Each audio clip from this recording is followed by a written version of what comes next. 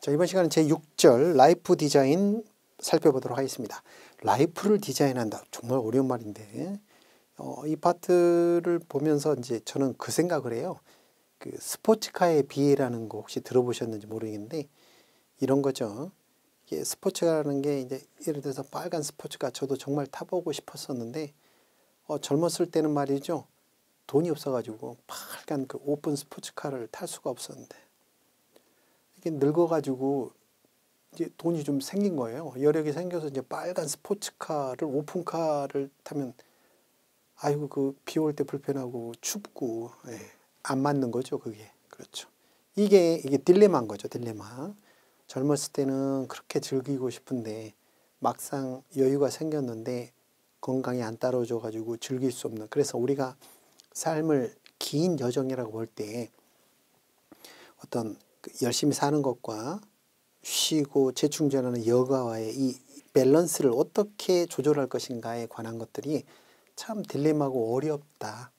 그래서 이 라이프 디자인이 아마 그런 문제에 관한 것들, 이런 이야기인데, 여기서 이제 라이프 디자인에서 세 가지 팩터가 뭐냐면 학습목표를 보시면 건강, 여가, 웰, 다행이 되겠습니다. 이 세 가지에 대해서 살펴보는 거죠. 첫 번째 건강을 보시면 건강에 관한 것들은 단순히 신체적인 거, 이게 이제 제일 먼저 되는 거고요. 그 다음에 심리, 정신적인 거, 그 다음에 사회적인 거. 자, 건강이라는 것이 단순히 신체적인 것뿐만 아니라 정신과 사회적인 거, 이런 걸 포함하는 건강 문제에 대해서 먼저 살펴보도록 하겠습니다.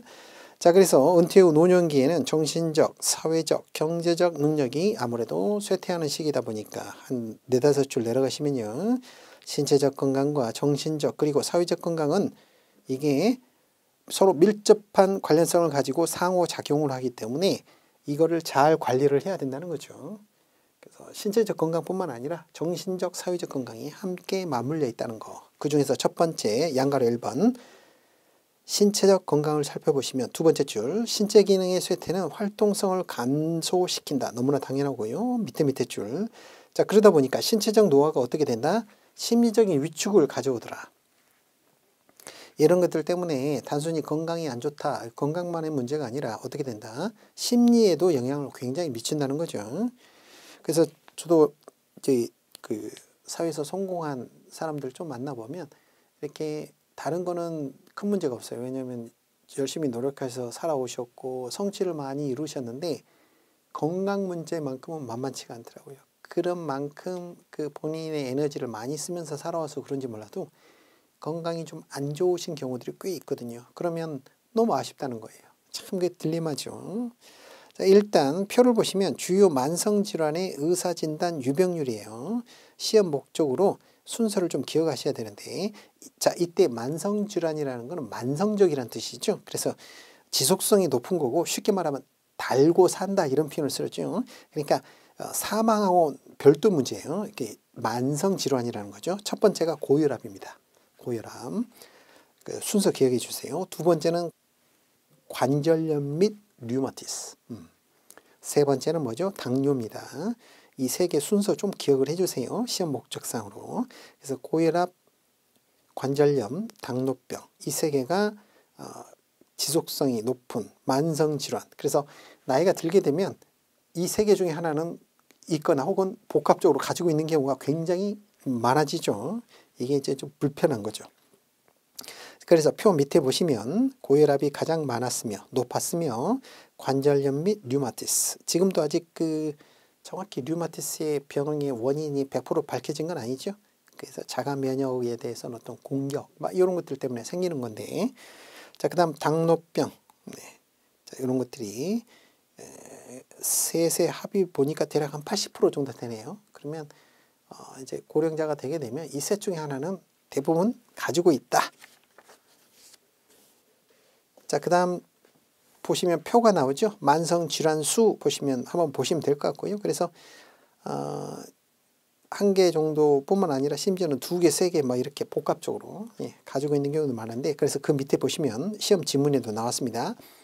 만성질환 복합 이환율은 여성이 남성보다 높았다라는 게 있는데, 복합 이완율이라는 게 쉽게 말하면 복합 발병률이에요. 그러니까 예를 들어서 당뇨도 있는데 고혈압도 있고 뭐 이런 경우들이죠. 그래서 시험 문장에 여성과 남성 중 어느 게 만성 질환의 복합 발병률이 높았냐? 여성이 더 높았다.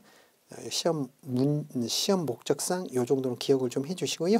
연령이 많을수록 만성 질환 복합 이완율이 높아진다. 그건 당연하겠죠. 자, 그렇게 체크를 해주시면 되겠고요.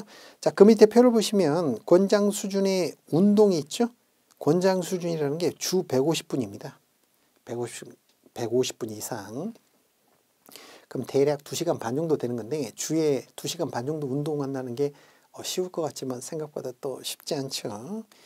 제가 모셨던 분들 중에 그 성공하신 분들 보면 자기 관리가 굉장히 잘 되시는 분들이 많았거든요.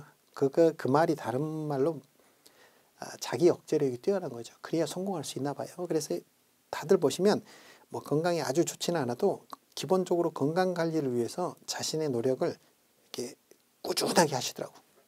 자, 그런 것들이 성공 요인인가 봐요. 규칙적인 운동과 그렇죠. 이런 것들이 굉장히 이제 건강에 중요한 거고 그러한 건강들이 정신적, 사회적으로도 상호 좋은 효과를 미칠 수 있다는 거죠.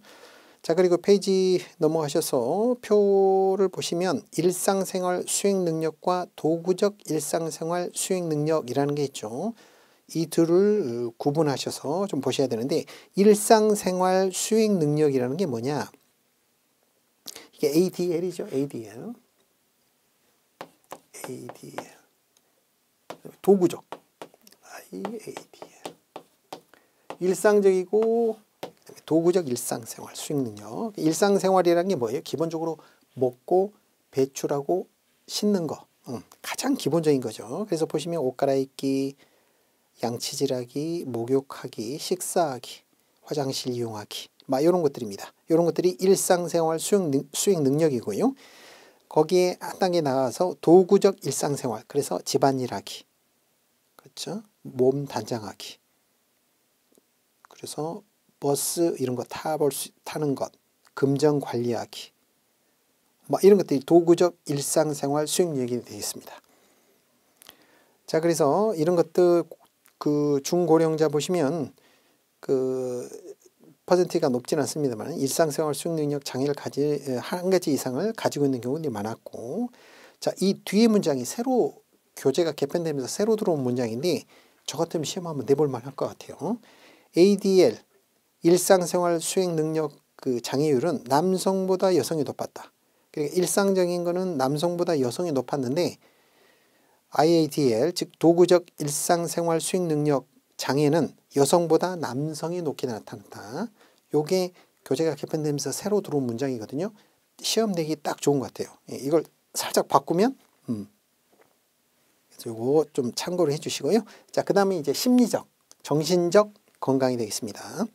심리적 건강 보시면 에릭슨 심리사회적 발달 단계에 보시면 에릭슨이 그 정의한 노년기 발달 위기가 자아통합 때 절망이다 이렇게 구분하고 있죠. 즉 무슨 말이냐면 자아통합이라는 게 긍정적으로 긍정적인 귀결, 즉 자아통합감의 달성, 통합이고요. 그와 반대는 절망이 되겠죠. 그래서 통합이라는 게 긍정적 의미를 기본적으로 가지는 건데 보시면 의미 있는 일생이었다. 그래, 내가 살아온 것은 열심히 살아왔고 의미가 있었어. 그러니까 어때요? 그 의미 있는 일생으로서 만족스러운 거죠. 다가올 죽음을 부정할 게 아니라 어차피 열심히 살아왔고 어차피 때가 오면 가는 것이니까.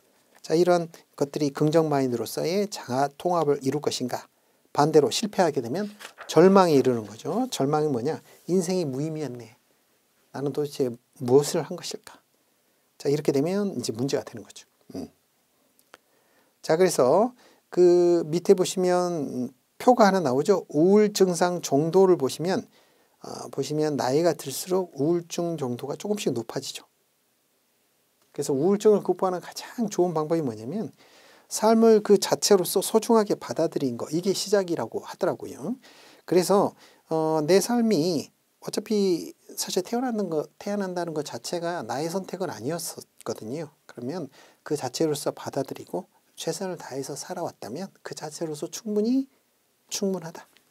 이렇게 긍정적 마인드를 가지는 것이 결국은 그 삶의 우울증 극복의 최고의 명약이 된다고 합니다. 우리가 원해서 태어난 게 아니었습니다. 태어남은 그냥 나의 앞에 던져진 거죠. 우리는 최선을 다해서 살아온 거예요. 이 험한 세상에서. 우리의 잘못은 아닌 거죠. 그래서 우울해할 필요가 없지 않을까. 자, 그래서 어쨌든 나이가 들수록 조금씩 그 우울증의 정도가 높아지고 있죠. 그래서 표 바로 밑에 두 번째 줄을 보시면 우울 증상은 연령대가 높은 집단에서 더 많이 나타나는 결과를 보였다.